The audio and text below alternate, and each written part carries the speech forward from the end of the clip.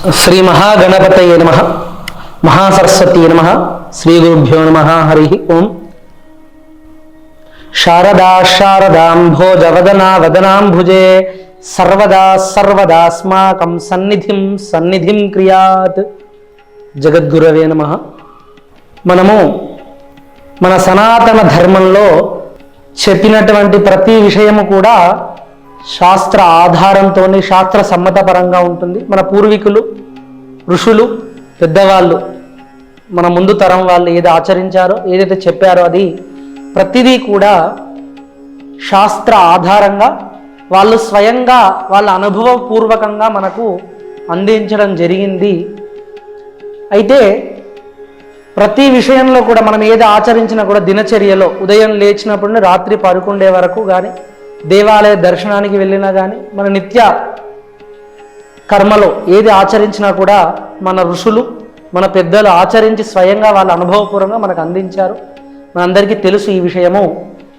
ఇప్పటి తరంలో ఈ తరంలో పిల్లలకు ఏ విషయం చెప్పినా కూడా పెద్దవాళ్ళు ఎందుకు చేయాలి, ఇలానే ఎందుకు చేయాలి అనేటువంటి ప్రశ్న ప్రధానంగా వస్తుంటుంది. దానికి ఆధారం చెప్పమంటుంటారు. కానీ మనము మన జనరేషన్ వరకు చూసినట్టయితే మన పెద్దవాళ్ళు ఏం చెప్పినా కూడా ఎందుకని క్వశ్చన్ మనం వేయలేదు, అది ఆచరించాము. తద్వారా మనం దాన్ని అనుభవేక వేద్యంగా ఫలాన్ని కూడా అనుభవించాము. అది మనందరికీ తెలుసు. కానీ ఇప్పటి జనరేషన్ వాళ్ళకు ఆధారము నిరూపణ అనేటువంటిది ప్రధానంగా చెప్పడం జరుగుతుంది. దాన్నే మనము శాస్త్రాన్ని ఇప్పుడు సైన్స్ అనేటువంటి పేరుతో మనం పిలుచుకుంటున్నాము. అయితే మనం గమనించినట్టయితే ఈ సైన్స్ కన్నా 1000 సంవత్సరాలు ఇంకా అడ్వాన్స్లోనే శాస్త్రం మనకు ఉంది. కానీ దాన్ని మనము ఆచరణలో కానివ్వండి, చెప్పేవాళ్ళు కానివ్వండి, చూసేవాళ్ళు అది చేసేవాళ్ళు అనేటువంటిది చాలా తక్కువ. ఎందుకంటే నేటి సమాజంలో రోజు ఎన్నో యూట్యూబ్ ఛానళ్ళు వస్తున్నాయి. ఎంతోమంది మహానుభావులు పండితులు వారి అనుభవాన్ని చెప్తున్నారు. ఎన్నో ధర్మ సూక్ష్మాలు మంచి విషయాలు చెప్తున్నారు. అయినప్పటికీ దాంట్లో కొన్ని వాస్తవాలు ఉంటున్నాయి, కొన్ని అవాస్తవాలు ఉంటున్నాయి. కానీ ధర్మము కంటే అధర్మం అనేటువంటిది ఎక్కువగా సమాజంలో ప్రచారం చేయబడుతుంది.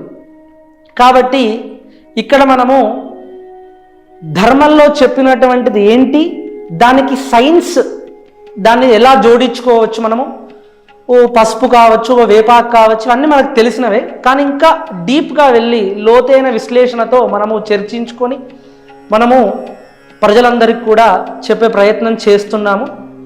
కాబట్టి ఇక్కడ మనము ఈ సనాతన ధర్మంలో ప్రతి ఒక్క విషయం ఏదైతే మన పెద్దవాళ్ళు ఆచరించింది ప్రతి ఒక్క విషయం కూడా తీసుకోవచ్చు. మనము రోజు ఒక విషయంతో మనము మన ఛానల్లోకి వద్దాము. ఇంకా ఏదైనా సందేహాలు ఉన్నా కూడా ఏదైనా మీరు మాకు చెప్పాలన్నా కూడా కింద మనకు కామెంట్లో చెప్పొచ్చు.